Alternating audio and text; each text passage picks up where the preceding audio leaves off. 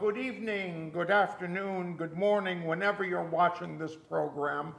Sorry to keep you waiting. I'm getting airsick on this program. Okay. Sorry to keep you waiting. The show completely slipped my mind today. But not me. I remember. Well, I've been gone a month, that's why. I remembered last night, but today I spent most of the day sleeping. Oh, lucky you. Yeah. I woke up, it was 4 o'clock in the morning. I took care of a little bit of business, went back to sleep again, and it was noon. Wow. You're a good sleeper. Yeah, I sleep much better in the daytime than I do in the evening. And you don't have to get up to pee?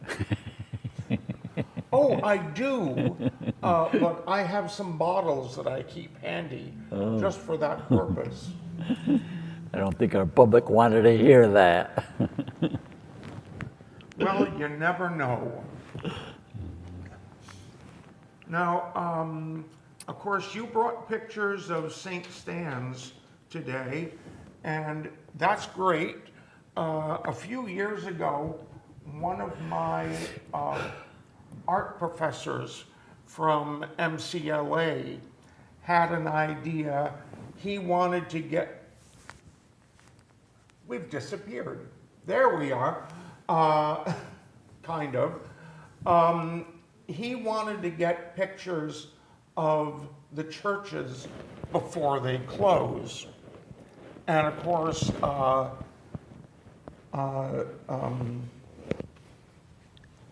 the French Canadian church had already closed, and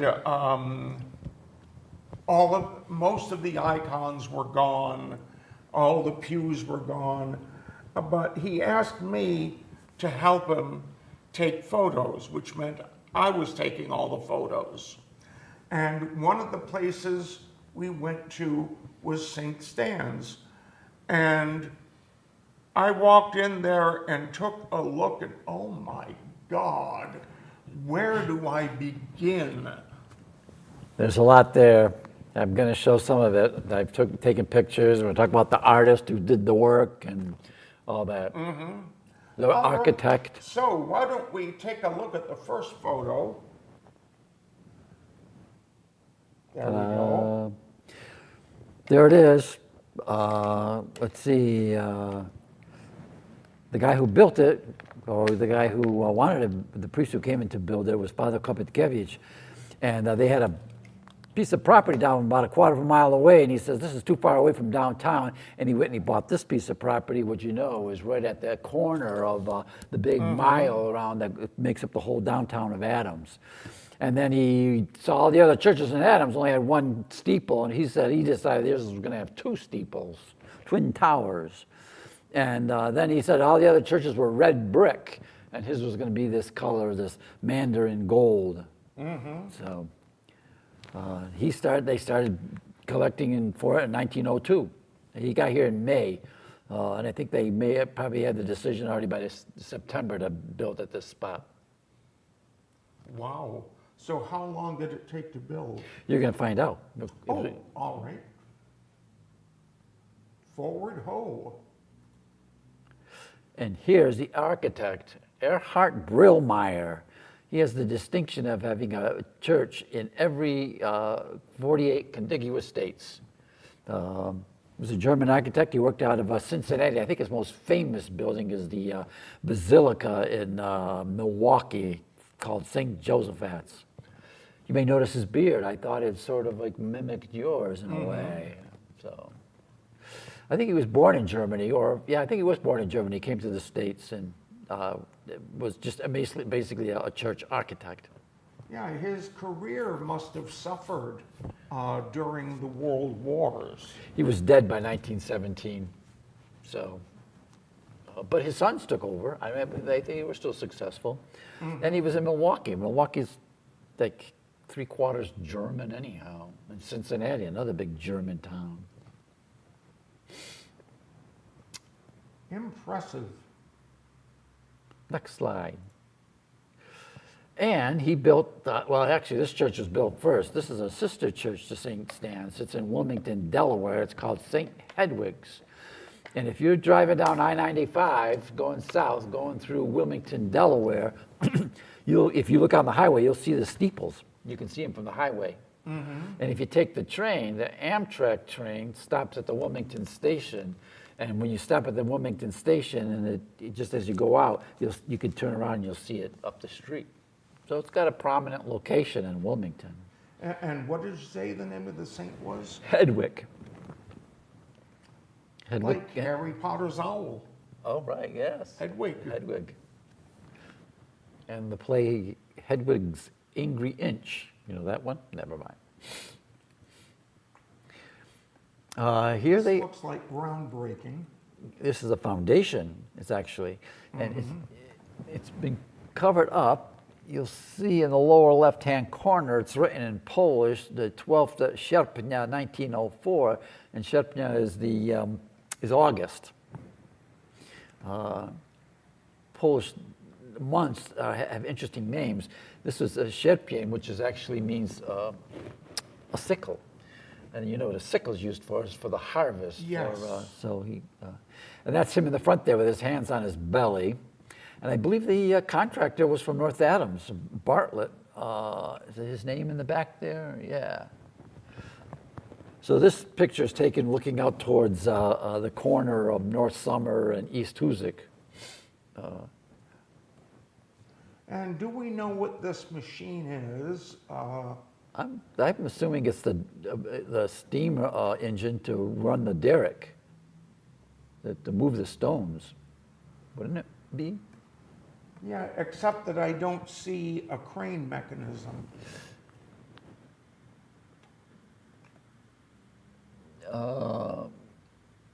It's definitely some kind of boiler.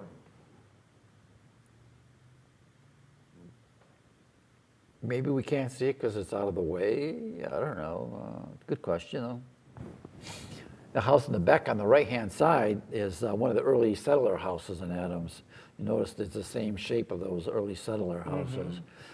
They tore Is that still there? No, they tore it down when they built the St. Stanislaus Hall on East Hoosick Street. It was owned by the Staples family, there was several of them in Adams, and they all had farms that were basically North Summer Street and Lime Street. Next slide. I don't, wait a minute. Uh-oh, it's not working. We dropped the mouse when we were setting up. No, there it is. All right. You can't find the... let's see, the guy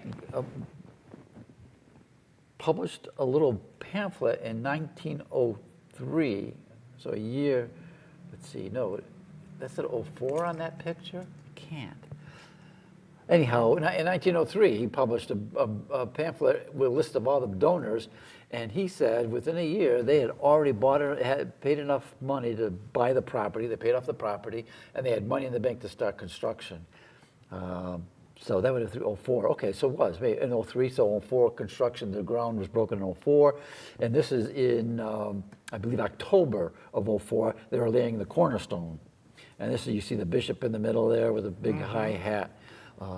And they're ready to go down to the back of the church to actually do the actual laying of the cornerstone. But an accident happened. In the procession, the floor caved in. Oh, dear. And something like 23 people got hurt. And it still reigns as one of the largest accidents in Adams with the most casualties. And it made the front page of the Boston Globe. Turn the next slide, you'll see the front page of the Boston Globe. Church floor falls at Adams. It says 15 people hurt in crash. The transcript of the Adams Freeman said it was more like 23. I think the bishop actually got bloodied. I think they fell about maybe 12 feet.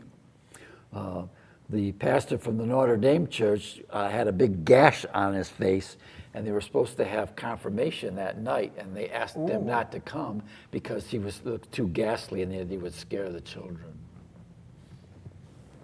Poor children. Nobody died, but a lot of broken bones and lacerations and things like that. I think even the chief of police in Adams, Tom Curran, was hurt, sprained ankle or something. But it was, I'm also looking at this savage attacks on little girls. people thought it was sabotage, but they said that somebody screwed with the supports. But the contractor actually stepped forward and said no, that they had engineered the floor to take people walking down just aimlessly. But as soon as there was a procession, that added rhythmic motion of a procession put too much stress on the timbers, and that's what caused the collapse. Wow. An engineering problem. Interesting that he should step forward and say that. It's very interesting. Today he would be sued by 23 people and more. This is one of the earliest pictures we have of the church, and this is the altar. It was actually carved in Tyrolia. I know we have a lot of people from North Adams who are originally from Tyrolia, and it was all oak. And here it is, still a natural wood. And it has, it later got painted white. You'll see it later painted white.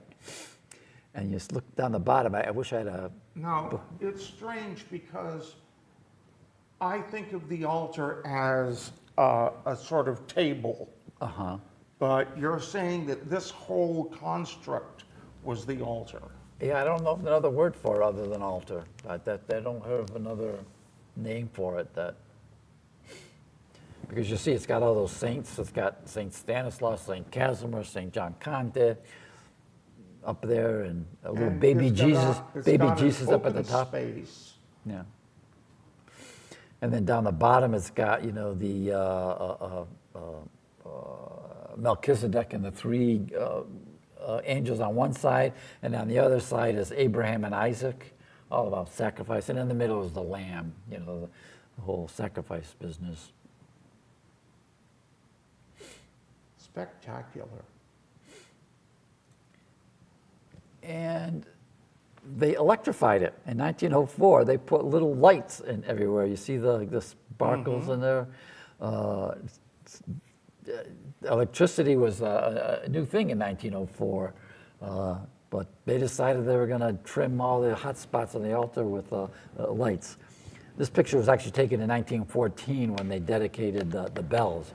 And you can I think you can see the bells there up on the altar before they hung them in the belfry. Yes, I do. Just out of curiosity, how often do they go up in the tower and make sure everything is still solid? Oh, we just had an engineering report done about maybe 4 years ago. Kuhn and Riddle did this extensive report of it all.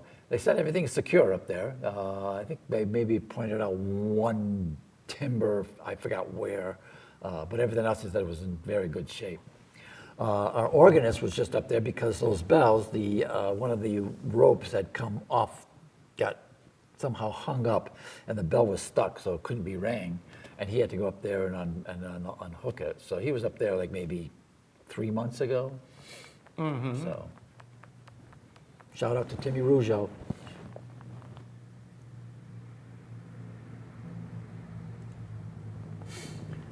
And this is the church before they even put any kind of decorations on it. It was designed to be what they called Gothic, a Gothic, Victorian Gothic, Victorian Neo-Gothic maybe. So it has all these pointed arches everywhere, and it's got those, tall pillars with, you'll see with the Corinthian capitals on them. I have another picture of the Corinthian capitals later. They're pretty impressive. I don't see any letters. Any what? Letters. Capitals, Corinthian they were capitals. capital We'll just wait a minute for people at home to get over being sick from that, because it was a pretty awful one. And I apologize. Please don't kill me. I actually know 4 people who watched this show. Wow. Shout out to, if they're watching tonight, Barb and Bernie, and also Stan and Bob. Well, I would say in the future, if I'm late like this, just start the show. Well, I wouldn't know what to do, but if you teach me sometime, but Sure. Well, good evening, good morning, good afternoon, or whenever you're watching this program. I'll write that and down. welcome to another scintillating episode of Porch Talk. yeah. See, it's simple. Restart to install the I'm latest not Windows gonna do update. that. Good old Windows and their update. Yeah. This is a postcard and taken when they dedicated a chandelier. And you look down the bottom, it's in Polish again, and it says Czerwiec 28, 1931. So that's June 28th, 1931. They had been collecting money for this statue. It says it was a gift from the St. Stanislaus Kuska Society for the parish in Adams. Now, if you know your history of The statue or 1931, the chandelier? the chandelier was dedicated. Okay, because you did say statue. Oh, I did? So, uh-oh, that's my brain. Anyhow, this Hey, this we're at chandelier- that age. Yeah, we are We're at that starting age. to go, goodbye. Yeah. So that chandelier, if you know that history, 1931, June, that is like the depths of the Great Depression.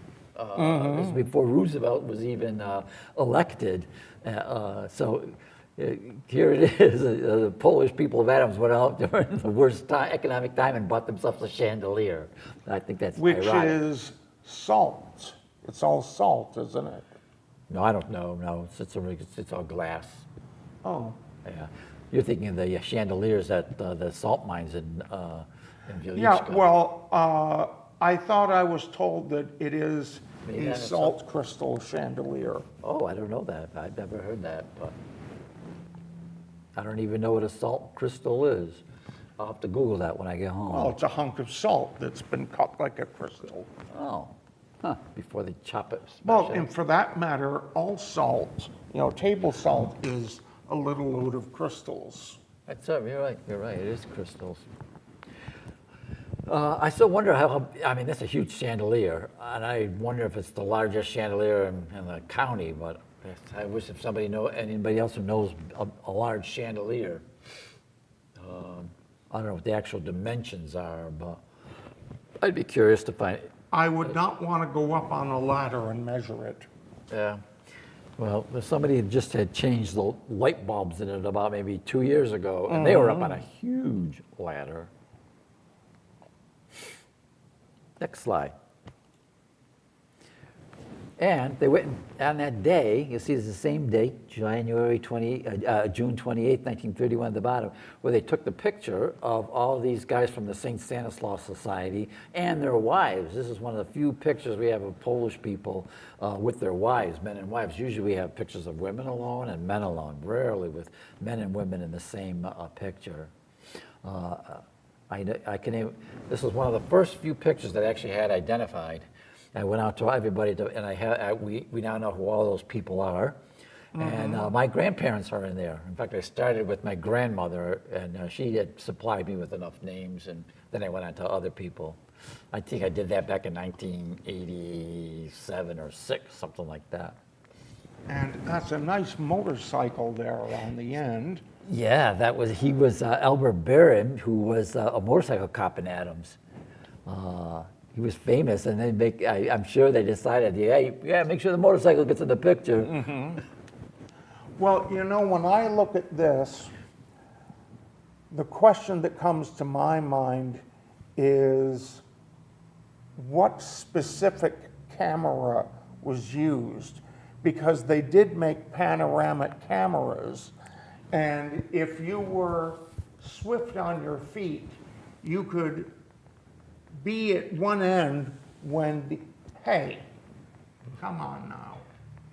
Is this a touchscreen thing? Yeah, yeah, well, you could be at one end when the camera, when the lens starts moving, run around the other side and be there when the lens gets there. So you could be at both ends of the photo. In the Historical Society collection, we have a few photos like that. One, they were taken when the National Honor Society went to Washington, D.C., in front of the Capitol. And I know my sister's class, 1966, Al Cerrone ran from one end of the picture to the other end of the picture to be on both ends. So he's in the picture twice. Yeah, that's cool. It'd be wonderful if we still had the camera. I think there's still one of these cameras around. Yeah, I'm sure they still use them. But they took about maybe 4 or 5 of those kind of group shots with a panoramic camera. I included this one to see. This is what it looks like now. This picture I have to give credit to was taken by Casey Albert. She took it. Now, that's at the back of the church, right? Nope, that's the one of the what would you call that? The western transept. It's not the back. That's the side. If you'd be facing the altar, it'd be to the left. But she did a great job. I've tried to photograph that chandelier I don't know how many times, and I just could never take it. And she took it and got both of them in the picture with perfect lighting. That's terrific. I did, yeah. So, kudos to her. Yeah, and also here we get a good look at the chandelier itself. You know, what's below and what's above. It's, Absolutely gorgeous.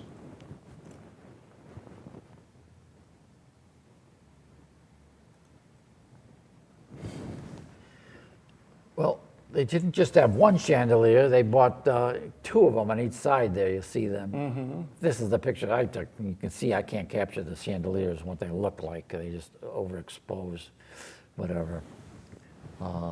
This, I guess, is a Christmas time. But it really sort of like sparkles in the church. So. But those spectacular murals. You're going to see some of them later.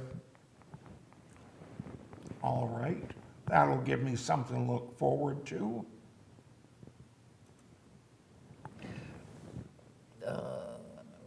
Well, I have a picture of this is the altar at Christmas time, the sanctuary at Christmas time. It's a little bit brightened. The church isn't as bright as this, and someday it has to be lit better. But you see all the lights are on the altar, and there's even an arch above it, there's a set of lights.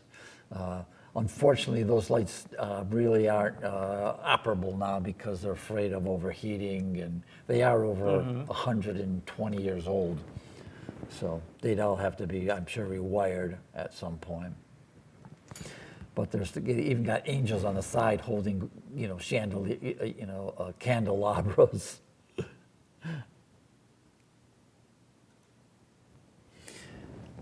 The man who painted the church, his name is Vincenzo Mondo. Here he is. He was an Italian who came to this country sometime in the 20s.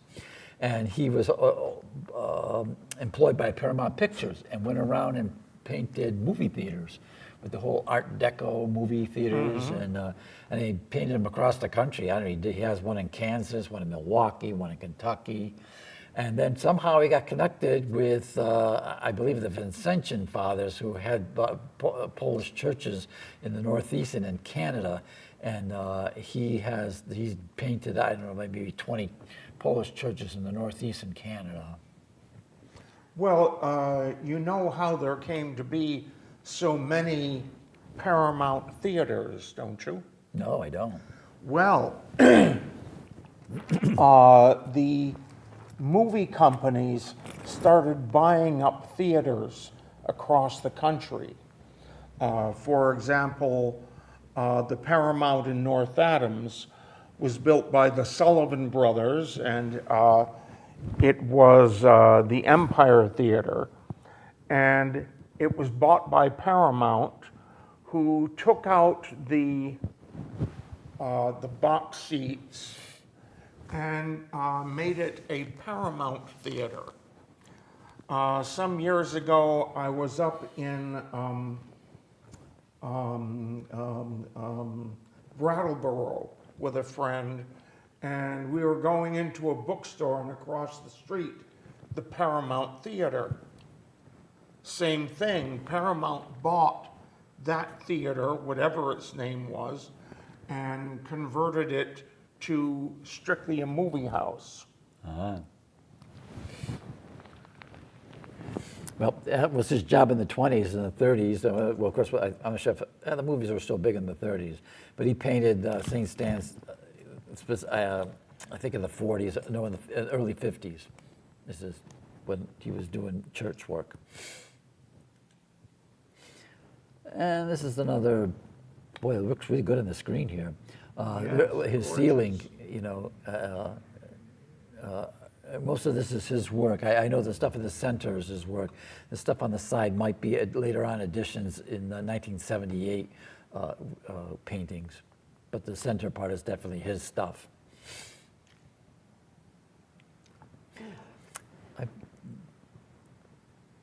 Fantastic. It's a close-up of one of the evangelists. Is that Mark? Who is that? Whatever. Well, but actually, let's zoom in. Oh, you can zoom in. Oh, yes. This is Marcus? Yeah. Yes. And look, he used lots of gold, and and this is all called, they call this trompe-l'oeil.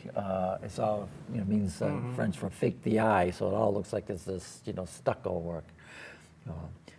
Even the pillars there were originally wooden, and they painted them to look like marble. So, and he had I loved his blues. His blues always show up in places that they're pretty good.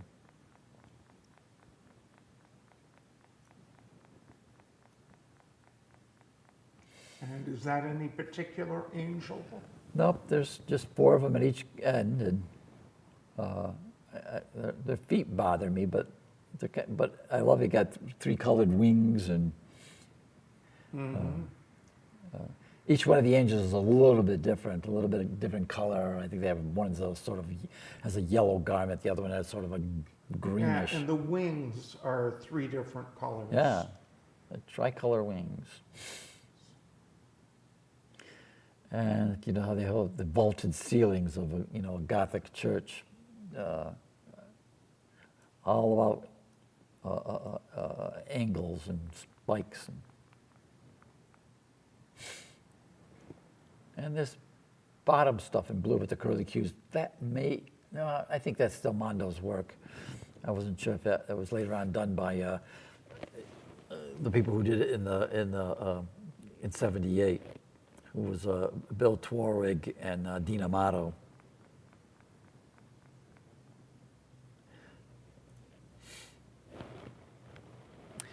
This is another section of the church, and it's got that sort of, what do you call that, Baroque or Rococo swirly stuff?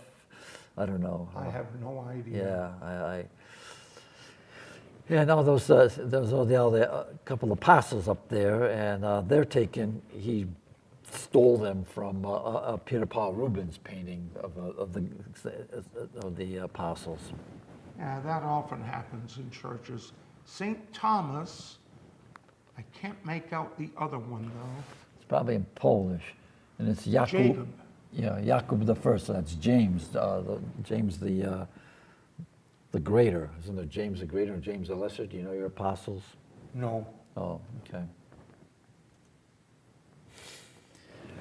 Here's one of those Corinthian capitals, looking better than normal. I sort of cleaned it up in Photoshop, but at one time it was all that gilding. They're big on gilding. Absolutely spectacular.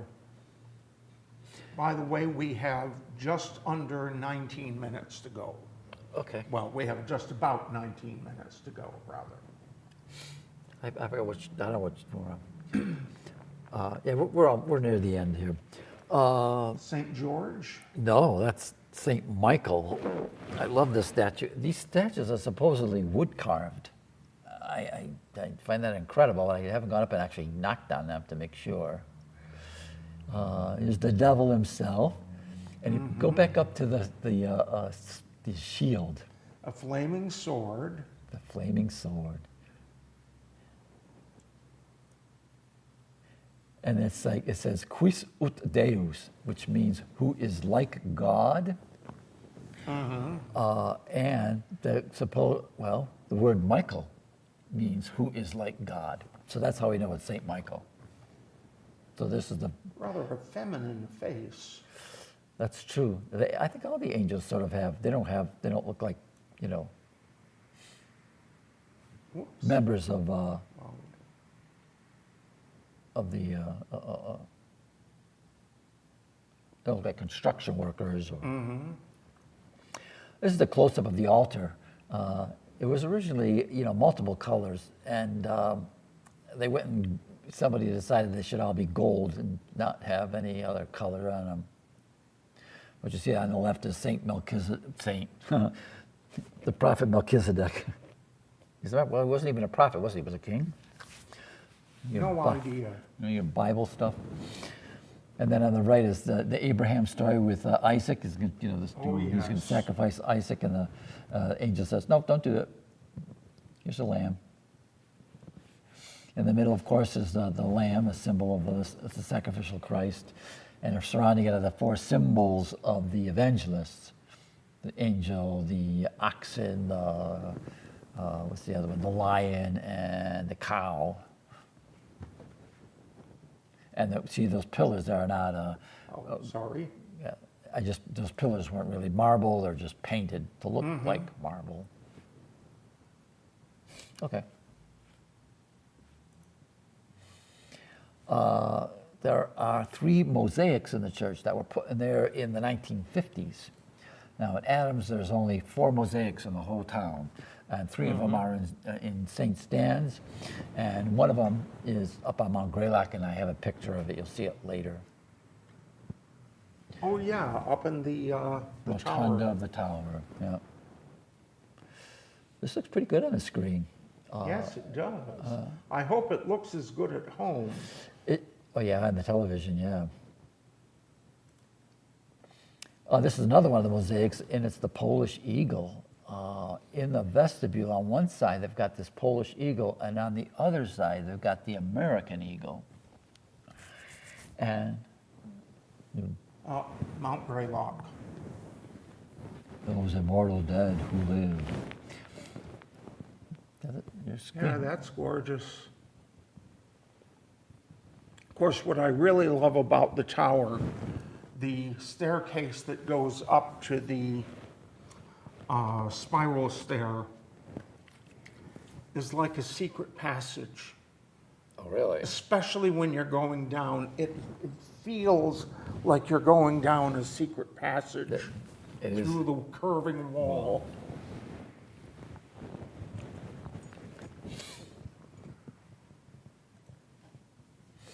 Oh, I keep going here. Yeah, this is a stained glass window that was put there in the 1950s. Replaced one that, and this is really, and you should enlarge this, the bottom portion at least. This is really a Polish window, and it's actually the Polish 20th century, because you see here on the left is his name, Lenin and Stalin. right, and Trotsky without his hairdo.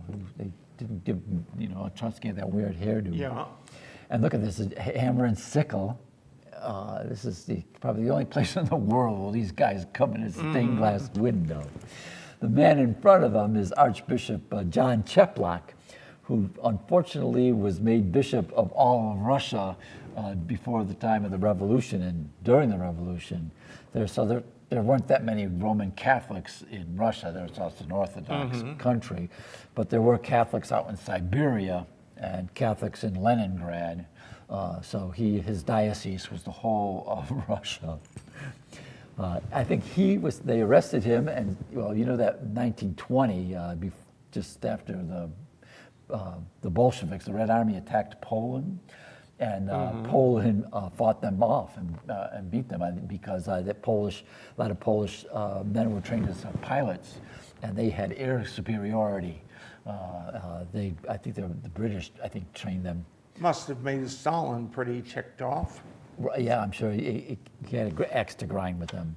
And he, anyhow, so they always were suspicious of the Polish people. So when this happened in 6 years later, no, probably 24. It had to be 24 because Lenin was still alive. They arrested him, accused him of counter-revolutionary and treason. They tried him, convicted him, and then I think they shot his secretary. But then there was this like letter writing campaign and this whole thing organized by the London Times saying like quit it. This is ridiculous. And they actually took him. The Archbishop took him to the Lithuanian border and dumped him there and said you're free. He actually visited St. Stan's in 1926. He came to the States to visit every Polish church in the United States at the time.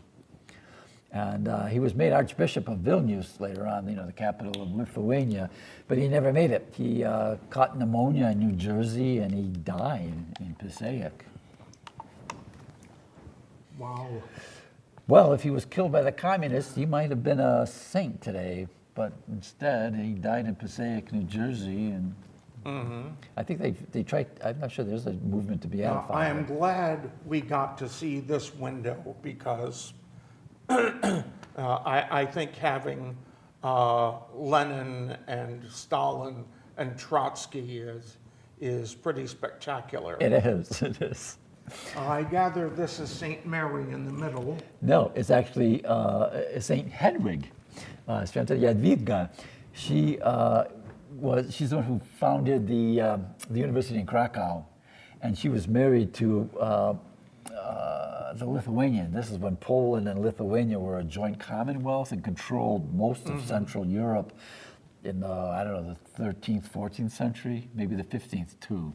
It was in the 16th century that the Russians finally were free from they were under the rule of the Khanate. They were under the Mongolian rule for all those years. It was Ivan the Terrible who, in the 1500s, who was actually able to beat off the Mongols and start making Russia, the big country that it is today. Anyhow, so she was an important queen in Poland, and she was never a saint until John Paul canonized her in 1997, which would have been I believe the 600th anniversary of the founding of the university. The 400th anniversary? I can't remember now. That could be. 13. Yeah, the university could have been founded in 1300. That's why I don't want to be a saint. First you have to die, and then you have to wait years and years and years for someone to canonize you, and then more years for the church to come to get around to saying, okay, he's a saint. I heard a joke, and a woman is in a catechism class and asked the children, says, how do you get to heaven? Do you have to do good works? And the kid says, no. He says, well, do you have to, what was the other thing besides do good? Oh, you just have to believe? And they said, no. He said, well, what do you have to do to get to heaven? You got to die.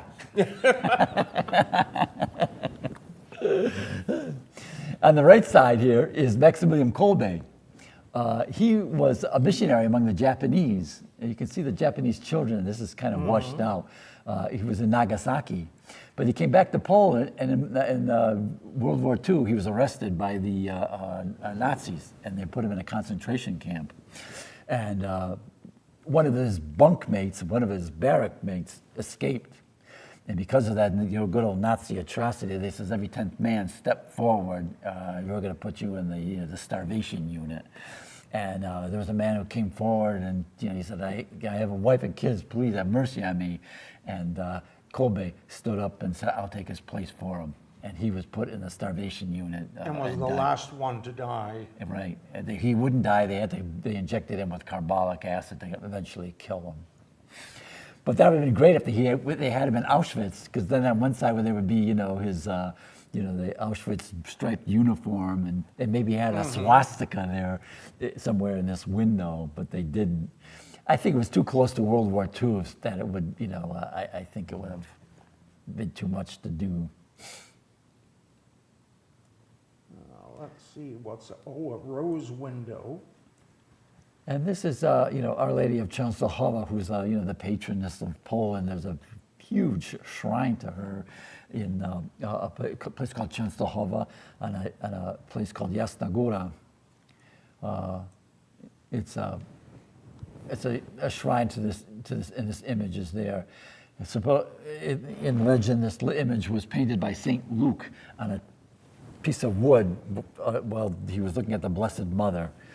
And it was somewhere in, where did Mary die? At Ephesus, Rhodes, I can't remember where she died. And then it was moved to Byzantium. And when Byzantium fell, it was moved to Kiev. And then when the Mongols were approaching Kiev, they moved it and started heading west. And it got to the spot in Poland, and the horses just stopped. And didn't go any further. They wouldn't go any further. They decided, well, this is where she wants to be, and they built a shrine around her. Somehow I fail to believe that St. Luke painted that, because he would have painted her not as a magnificent queen, but as a Jewish woman. Yes, he did. This is an embellishment of that image. Ah, yeah. I see. They actually there's a faceplate that goes over her, and under the only thing that's really is real is her face and Christ's child's face and her hands. And the original definitely is that sort of primitive. And she's black, she's dark. They call her the Black Madonna. They say that's either because she was in front of, sooty candles, or she probably was being Semitic, probably a darker-skinned woman. Yeah, that's something that Twain wrote about, that his daughter rushed in all upset about what he had said about the mother of our Lord, that how can you say that she was a Negro? And he said, well, I've been to the Holy Land, and I didn't see anyone white there. It's always funny to see pictures of them, blonde-haired and blue-eyed. Yeah, and there's one over at the Clark Art where she is getting ready to feed him, and her breast is coming out of her collarbone, and the child is stiff. Looks like a wax doll.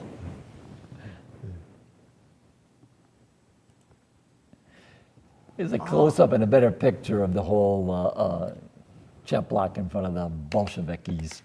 So, I saw some people from Russia came, and they said that Lenin would never wear a red tie. And now you know who the most famous person wearing a red tie is now? The 45th.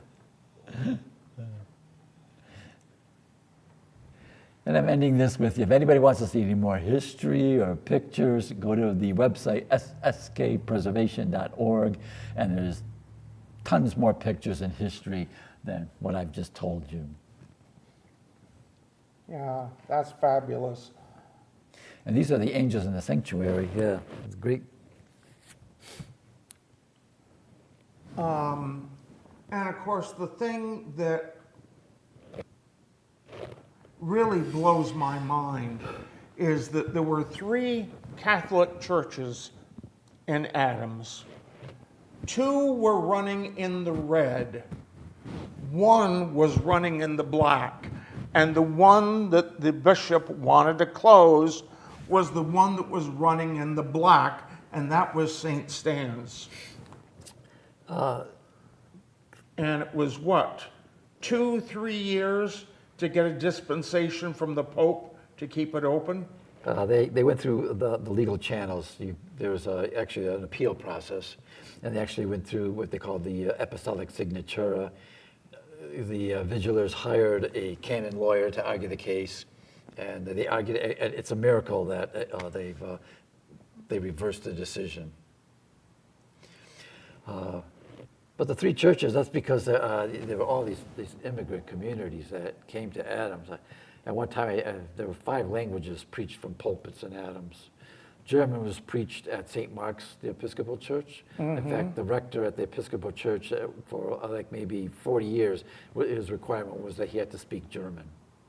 And the last one, I think, was there in 1938. He retired and he went on. And then French was spoken at Notre Dame. Then there was Polish at St. Stan's, and then there was a small Italian church in Holland Avenue, about where Specialty Minerals headquarters are now. There was an Italian church there. It was a mission church of the one here in North Adams. So, I mean, the immigrant culture that was here was just amazing, the mix. And how did they communicate with each other? They had to learn English. They all spoke English. I met a woman who was 100 years old. She said her father was German, her mother was Polish. And I said, well, how do they talk to each other? I mean, did your father speak Polish? Did your mother speak German? She says, no, they spoke English to each other.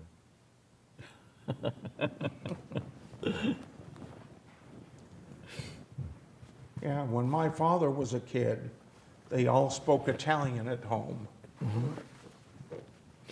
I mean, that whole thing with the second generation was still going to speak, both languages, It's the third generation that the language gets lost. It's no longer Actually, necessary. second generation in mine, because by the time I was old enough to sit up and take notice and take an interest, my father couldn't remember anything in Italian anymore. My parents still spoke Polish at home. So. In my neighborhood, I remember hearing French, and I definitely heard German accents. So the Freitags at the end of the street, Emma Fries, all those people still had their German accent. Well, Nifty. Well, we have 2 minutes to go here. Now, actually, we did cover this photo behind us. Yeah, this is an old hat. About a month or more ago. Yeah. So, hey, why don't we see if people remember? Can anyone remember what this photo is behind us? No, it's not a group of nuns learning to fly. That's a reference to Sally Field. That's right. Remember that flying nun. Anyone at all? You're running out of time. Oh, I can see you racing for the phone. Give him the number, 664-4408. Well, I can see you're not going to get to the phone in time. Wait, how do you dial with this thing? That is the Jury Girls Gym class in 1915. It was the very first photo taken in the old Jury Gymnasium. Old Jury. So what year is this? This looks like 1920? 1915. 15, okay. Yeah. Girls were already doing that stuff yeah, that makes sense. When they had gym classes. But the thing that's really cool about 1915 is when you look through the yearbook, there is a photo of the boys' basketball team and a photo of the girls' basketball team. And again, that blows my mind because when I was in high school, if a girl wanted to participate in sports, she had to be a cheerleader, and that was it. Right. So we are out of time. So, excuse me. Thank you all for staying with us. Thank you, Gene, for being here. Good to see you as always. Thank you, Joanne, for directing. Thank you, Joanne. We love you, Joanne. We love you too. And we will see you in 2 weeks here on Porch Talks. Talk?